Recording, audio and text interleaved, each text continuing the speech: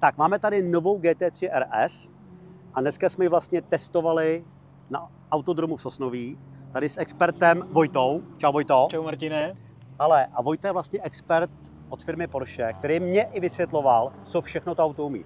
A ty nastavení jsou tady vlastně neuvěřitelné. Trošku se mi z toho točí hlava, ale teďka dám slovo Vojtovi a Vojta mi vlastně řekne, co jsme tady všechno dělali a co se s tím auto nechá udělat. Tohle je první Porsche, který má 4 charisma buttony, my tomu říkáme charisma, 4 kroutítka na volantu a můžete s nima nastavovat různé věci. Primárně jde o PASM, to znamená tlumiče, jak v kompresi, tak v reboundu anglicky, tak PTV+, Porsche Torque Vectoring, což je zadní diferenciál a jeho svornost nebo otevíratelnost, ať už na plynu, power, anebo coast, to znamená bez plynu.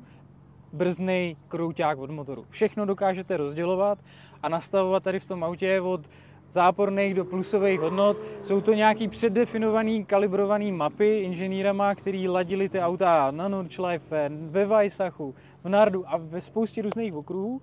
A řidič, pokud dosáhne toho skillu, té úrovně, že dokáže auto dostat na limit, tak si s tím může trošku manipulovat a vohnout tu stabilitu a agilitu auta, pokud ví, jakým směrem co přepnout. A tohle jsme přesně dělali a já jsem nevěřil, že vlastně z toho auta se stane přetáčivý a nedotáčivý.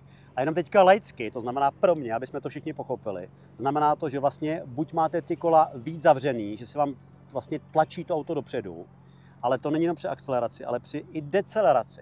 Takže vy do té zatáčky můžete dostat vlastně přetáčivý smyk, když tam máte vlastně velkou svornost. Říkám tak. to dobře? Říkáš to dost a teďka jsme to tady zkoušeli vlastně na té naší kluzní ploše, takže relativně malých rychlostech, relativně bezpečně, nebo určitě bezpečně a relativně malých rychlostech. A vlastně tam bylo znát, jak to auto se stává z přetáčivého nedotáčivý.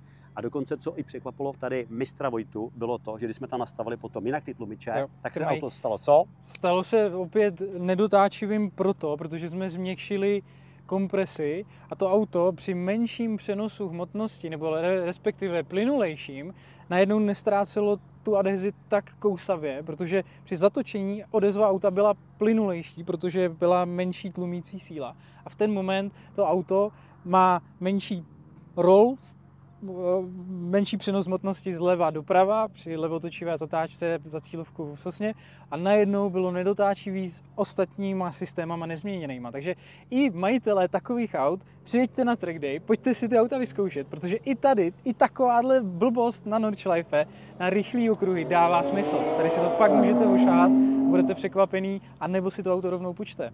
Nebo si to půjčte, vyzkoušíte, ale jestli